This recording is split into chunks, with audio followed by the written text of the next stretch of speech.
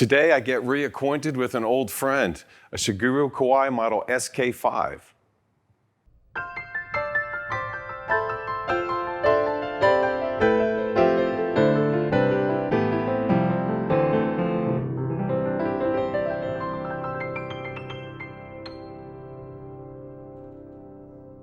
Hi, Ted Barsley with Alamo Piano Galleries. If you haven't already, please subscribe to the channel. And if you have questions or comments, leave those as well. We'd like to build interaction with the clientele. And also, if you haven't already, a lot of the pianos we feature on the videos here, including this one today, are going to be on our website. So you can find those at alamopianogalleries.com. And anyway, as promised, I'm getting reacquainted. I said reacquainted with an old friend in SK-5, which is actually kind of out of the box and recently tuned and stuff like that. And the reason why is because we haven't really had one of these in stock. And I always find myself using the SK-5 sample on both the 901 and on the NV5 and on a lot of the Kawai pianos. And I've always thought it was kind of unique that they feature this 6'7" Shigeru Kawai piano because it's a favor of a lot of players, particularly jazz players, pop players, also classical players and composers, because it's almost like, I was doing research, I went back and saw, I haven't played one of these, we haven't featured one of these in a couple of years, and when I went back, I saw a video and I remember being impressed the first time I came across an SK-5 because it seems to be like, to me, the all-encompassing perfect piano. And they call this a chamber grand. It's not a mini concert grand or a semi-concert grand like a 7-footer. It's a few inches short of 7 feet. It certainly doesn't have the power and the volume of a 9-foot. But I do love this piano, and it actually produces more than it's 6'7". It's more like a 7-foot or 7'4", up 7'2" piano. It produces a great tone, a great intonation.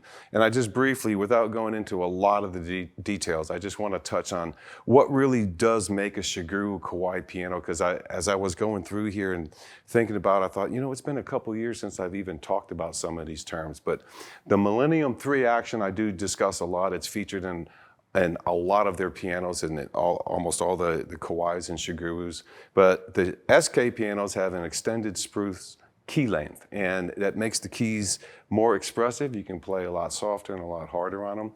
They also feature the Shiko Seion Hammers, which actually means ultimate voice or ultimate voicing. And I forgot how great these hammers really are. So they're so great that Kawai came up with their own name for them. And they have the same thing with their inner rim as well. But the handmade bass strings, they're hand wound by their craftsmen. And they also feature concert A-graphs in here. So there's always permanent great alignment with the strings. They also feature boxwood bridge caps on the piano, particularly on the bass end to kind of round out a little bit of that the harshness on the bass. They also have, in this part, even though it says premium aged, we hear that a lot, you know, and Parmesan and cheese and stuff like that, premium aged, but premium aged solid spruce soundboard, they're usually aged at least a decade or so, and that does contribute to the overall sound.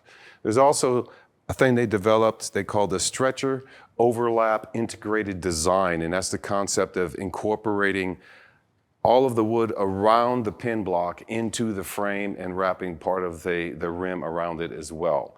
And that special rim made out of their inner hardwoods, in the way that they have an inner rim and a combination of the hardwoods, is the Konsei Katagi Rim. That's a name they came up for just for their rim, because they're solid and different than the other pianos. They also have all solid spruce beams to hold this rim together. And the other thing about here that makes the SKs really different, I do talk about this quite a bit, are the dual pivot dampers. I mean, what does that mean?